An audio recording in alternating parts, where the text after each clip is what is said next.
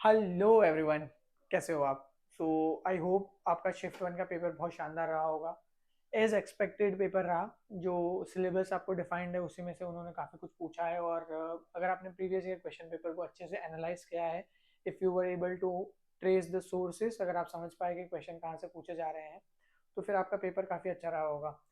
I am expecting कि अगर हम ढंग से थोड़ा सिलेबस, अगर हम 8 से 10 यूनिट सिलेबस को प्रिपेयर करके जाते हैं और प्रीवियस ईयर क्वेश्चन पेपर पिछले 5 साल के, मेजरली पिछले 5 साल के 10 10 11 12 13 2000 के पेपर सॉल्व करने से कुछ नहीं होने वाला था, तो फिर आपके ऑलमोस्ट 200 के आसपास अटेम्प्टेबल क्वेश्चंस निकल सकते थे।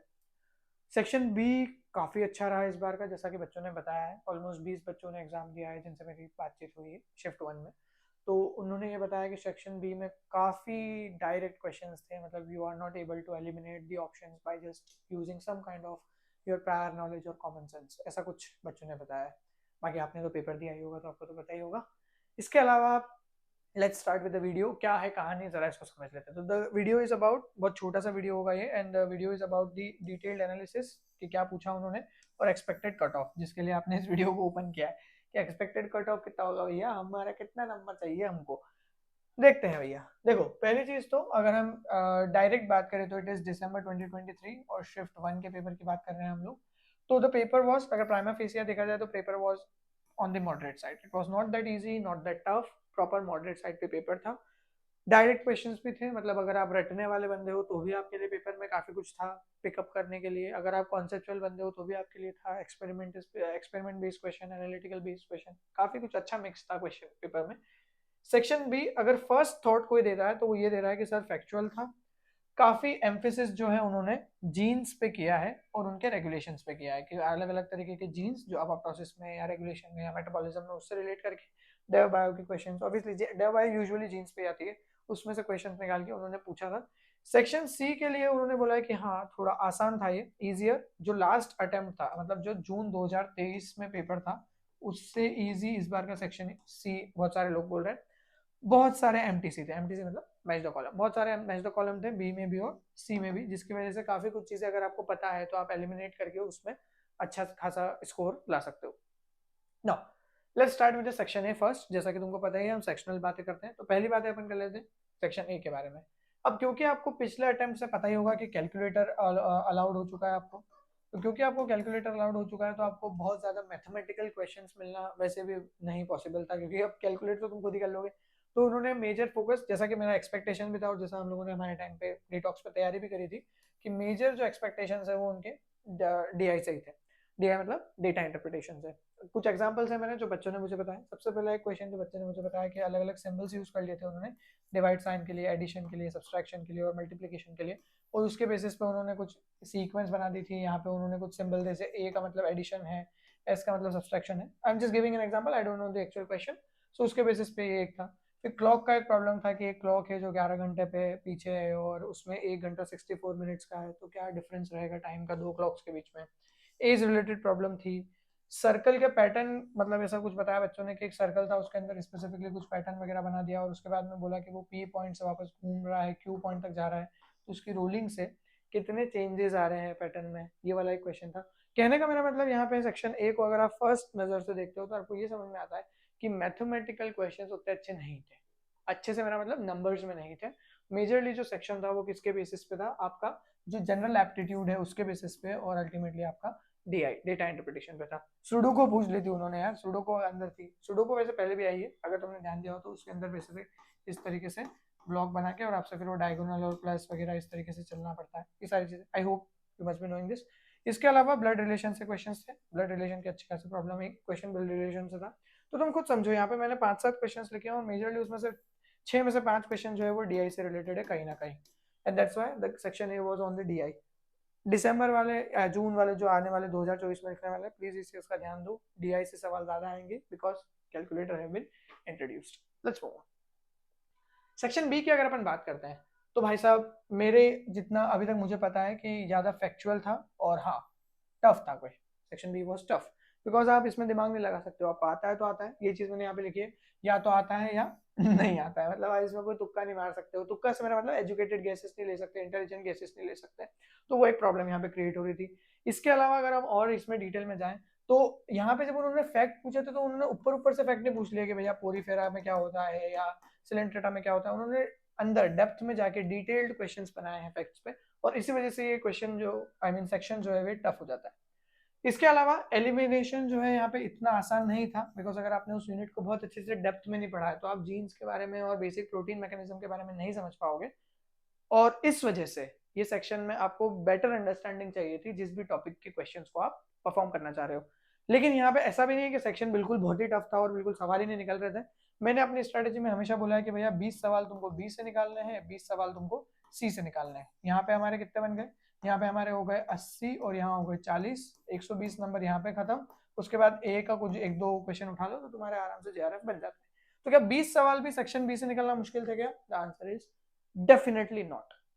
इतना तो था उसके अंदर कि अगर तुमने बहुत ढंग से 8 यूनिट तैयार करी है, अगेन उसी बात पे पीवाईक्यू उसके साथ में, तो आप आराम से 20 सवाल के आराम से 25 सवाल तक निकाल सकते थे। कैसे?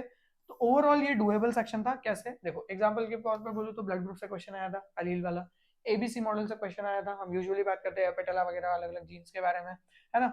माइक्रोब्स कौन कौन से कहाँ कहाँ मिल रहे हैं और कौन ज्यादा मिलता है कौन कम मिलता है, मैग्नीट्यूड के बेसिस पे क्वेश्चन था। एंजाइम काइनेटिक्स का बहुत बेसिक न्यूमेरिकल था, V0 VM और उन दोनों के रेशियोज को आपको रिलेट करना था। इसके अलावा अपोप्टोसिस में BCL2 से रिलेटेड क्वेश्चन था, फाइटोक्रोम का क्वेश्चन था, आलू सीक्वेंस पे क्वेश्चन था कि ये किस तरीके की है, साइंस है, लाइंस है, स्टेटमेंट थे सब पे, ऐसा नहीं कि इजी क्वेश्चन थे, मैं ये नहीं कह रहा हूँ इजी क्वेश्चन थे, बट ये हम यूजुअली पढ़ते हैं। फिर फाइटो हार्मोन्स पे क्वेश्चन थे, सिग्नलिंग से रिलेटेड क्वेश्चन थे, रिसेप्टर से रिलेटेड, कैथरीन सेल जंक्शन पे क्वेश्चन था। सेल साइकिल की बात करें तो उसमें पूछ लिया था कि भैया शॉर्टेड फेज कौन सी होती है, ऑब्वियसली एम फेज होती है, माइटोसिस फेज। इसके अलावा पेप्टाइड पे नेट चार्ज निकालना पूछ लिया था। नेट चार्ज से रिलेटेड एक क्वेश्चन जो है वो आपका उधर भी है, ये चार्ज है आर लिखा है। नेट चार्ज से रिलेटेड एक क्वेश्चन सेक्शन सी में भी आया, बट मैं उधर जब सी पे जाऊंगा तो बात करूंगा। तो अगर मैं इसको समराइज करने की कोशिश करूं बी को, तो इतने आसान भाषा में सिर्फ ये कहा जा सकता है, not that easy, not that tough as well. It was on the moderate side. You have to have some prior knowledge as well as some deep knowledge about the subject, and then you can be able to solve this. इतना भी tough नहीं बोल सकते हैं इसको। Then we have the C1. C की अगर अपन बात करें तो ये, इसको मैंने हरे से क्यों लिखा है तुम समझ चुके होंगे, क्योंकि दिस वाज इजियर और इसमें बहुत आसान था 20 सवाल को शॉर्ट तरीके से निकालना। बट कैसे? क्योंकि इसमें सबसे ज्यादा ना उन्होंने मैच द कॉलम दे दिया। तो अगर आपको 4 मैच द कॉलम दिए हैं उसमें से आपको 2 के बारे में आइडिया और वो 2 से आप ऑप्शन एलिमिनेट कर पा रहे हो, तो आपका बहुत ज्यादा चांसेस बढ़ जाते हैं कि हाँ भैया इस तरीके से तो पिक्चर निकल सकती है। ऑलमोस्ट 10 के आसपास आपके मैच द कॉलम थे, तो इसी वजह से मैंने लिखा है कि 40 प्लस मार्क्स तो आपके वहीं से निकल सकते थे। 80 प्लस मार्क्स इसमें स्कोर करना कोई बहुत बड़ी डील नहीं थी, इट वॉज ईजियर। कैसे? एग्जाम्पल देता हूँ। सबसे पहले उन्होंने पूछा था कि कपोसिस सार्कोमा किससे होता है।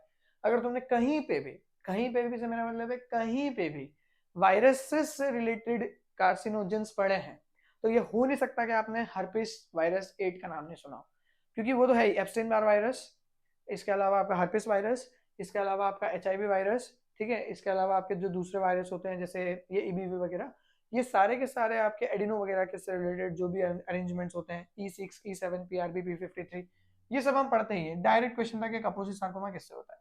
साइक्लिन CDK के इनहिबिटर्स, तो इसमें हम लोग बात करते हैं कि D, E, A और B, और इनके जो CDKs होते हैं, ये वाली बातें हम लोग करते हैं, उनके इनहिबिटर्स पूछ लिए थे कि G1 इनहिबिट कर दी तो क्या होगा, और उसके बेसिस पे ग्राफ क्वेश्चन था। नेट चार्ज निकाल के आयन एक्सचेंज पे कैसे काम करेगा वो, ये डायरेक्ट क्वेश्चन है, PYQ 2019 में शायद पूछा हुआ है ये। फाइलोजेनेटिक ट्री पे क्वेश्चन था। फाइलोजेनेटिक ट्री का क्वेश्चन इजी नहीं था, मैं कॉन्सेप्ट बता रहा हूँ किस पे था।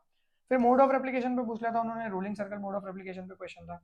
अलग अलग चिकनगुनिया वगैरह और अलग अलग जो बीमारी है उसके कौन कौन से कॉजल एजेंट्स हैं ये पूछ लिए गए थे। ये बहुत कॉमन टॉपिक है, वैसे भी हम इसको यूजुअली तैयार करते हैं। इसके अलावा म्यूटेशन और उस म्यूटेशन से होने वाला कौन सा टाइप है, और आई थिंक इसमें मिससेंस, नॉनसेंस, इस तरीके के कुछ ऑप्शंस थे।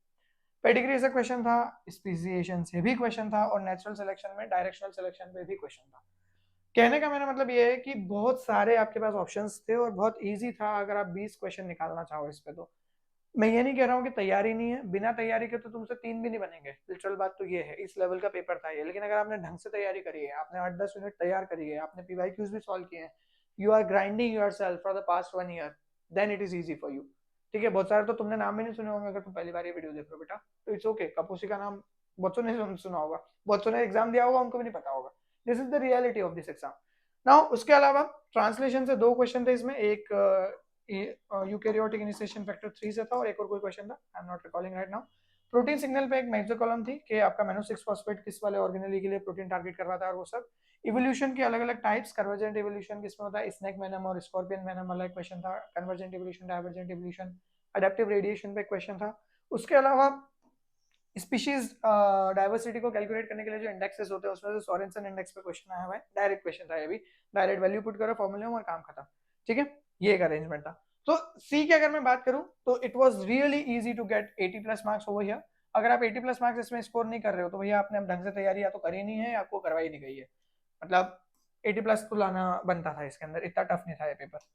इसके बाद में अगर हम और बात करें तो अगर हम डिटॉक्स की बात करें कि हम लोगों ने क्या, because we are the public platform and we need to be accountable related to it. तो अगर हम हमारी बात करें तो हमने जितना तैयार किया था पिछले 6 महीने के बैच में, more than 200 marks was attemptable. अब अटेम्प्टेबल इसलिए बोल रहा हूँ मैं क्योंकि वहां जाने के बाद में दिमाग खराब हो जाता है और आप गलत सवाल अटेम्प्ट करके आ जाओ, मतलब आपको आता है वो सवाल फिर भी गलत करके आ जाओ, तो इसमें मेरी जवाबदारी नहीं बन पाती है। मैं कितनी भी प्रैक्टिस करा दूं लेकिन you have to be cool and calm during those 3 hours. And that is why 200 से ज्यादा नंबर का हमारी जो नोट्स हैं या जो मॉड्यूल्स हैं या जो रिसर्च पेपर हम लोग यूज करते हैं या जो हम रेफरेंसेस पढ़ते हैं उससे डायरेक्टली था। ठीक है, तो लाना 170 है, सेक्शन सी और बी को मिलाया जाए तो 200 से ज्यादा नंबर उसमें तुम स्कोर कर सकते थे if you have completed the lectures of detox biology. ठीक है, अब ये बहुत बड़ा क्लेम हो सकता है उनको, कुछ लोगों के लिए जो लगेगा इतना थोड़ी होता है, बट ऐसा ही है, मानो या मत मानो। इसके अलावा expected cut off, this is the key slide, मतलब भाई साहब यही स्लाइड है जिसको हमको देखना है। शिफ्ट 1 के लिए एक्सपेक्टेड कट ऑफ जेआरएफ के लिए 100 मार्क्स से 120 मार्क्स तक जाएगा, और एलएस के लिए अगर मैं बात करता हूं तो ये होगा आपका 88 टू 100 के आसपास। ठीक है, ये 110 तक भी जा सकता है डिपेंडिंग अपॉन शिफ्ट 2 किस लेवल पे आता है। इनका नॉर्मलाइजेशन होगा तो ये फाइनल कट ऑफ नहीं हो सकते, कोई भी नहीं बता सकता फाइनल कट ऑफ क्या है। अब शिफ्ट 2 का जो मैं वीडियो अपलोड करूंगा उसके बेसिस पे मुझे समझ में आएगा कि क्या एक एक्चुअल कट ऑफ आ सकता है नॉर्मलाइजेशन के बाद। बट अभी जिस शिफ्ट की अपन बात कर रहे हैं इसमें अगर आप 100 से लेके 120 के आसपास, 100 से मेरा मतलब है अगर आप कैटेगरी और रिजर्वेशन में हो और जनरल के आसपास है तो 110 से 120 के आसपास अगर आप जा रहे हो तो आपके अच्छे खासे चांसेस है जेआरएफ लेने के। एआईआर के लिए, एआईआर के लिए मेरे हिसाब से 135 प्लस होना जरूरी है मार्क्स में, तो आपको अच्छी एआईआर मिल सकती है अंडर 50। नाउ इसके बाद में जो हमारी नई बैचेस जो है वो अनाउंस हो चुकी है ऑल दो, बट मैं उसका एक छोटा सा अनाउंसमेंट यहाँ पे भी दे देता हूँ। इनरोलमेंट स्टार्ट हो चुके हैं एंड जून 2024 के लिए और दिसंबर 2024 के लिए if you want the batches you can just enrol. और उसके लिए कुछ भी नहीं करना है आपको, आप या तो डिटॉक्स बायोलॉजी का ऐप डाउनलोड कर लो या 8962607728 इस नंबर पे कॉल कर लो। तीनों ही फॉर्मेट ऑनलाइन लाइव रिकॉर्डेड, तीनों ही फॉर्मेट में आपको क्लासेस अवेलेबल होंगी, ऑफलाइन भी ऑब्वियसली है ही है। Now you need, if you want you, but one important thing, please join if you want to be the next AIR और JRF holder, क्योंकि मस्ती मजाक वाली कोचिंग नहीं है, इट्स नॉट समथिंग जो एक बिजनेस है। मैं बहुत ज्यादा डिटेल में काम करता हूँ और मैं चाहता हूँ कि तुम भी बहुत डिटेल में काम करो। ठीक है, लास्ट शिफ्ट 2 का जो एनालिसिस होगा वो हम आज एंड ऑफ द डे तक अपलोड कर देंगे। शिफ्ट 2 का एनालिसिस शिफ्ट 1 वालों के लिए इसलिए जरूरी है ताकि आप ये समझ पाओ कि कट ऑफ किस लेवल तक जाने वाला है, और इस वजह से अपन मिलते हैं शिफ्ट 2 वाले वीडियो में। मेरी बहुत बहुत शुभकामनाएं आपके साथ में। आई होप आपका पेपर बहुत अच्छा रहा होगा, नहीं रहा है तो नेक्स्ट अटेम्प्ट के लिए बहुत अच्छे से तैयारी करो, एक मेंटोर ढूंढो जो ढंग से गाइड करे और उसके साथ में काम करो, लगो, मजा नहीं आएगा वरना। ठीक है, तो इसी के साथ सर आज की वीडियो में खत्म करते हैं, आपसे मिलते हैं शिफ्ट 2 में। ठीक है, थैंक यू।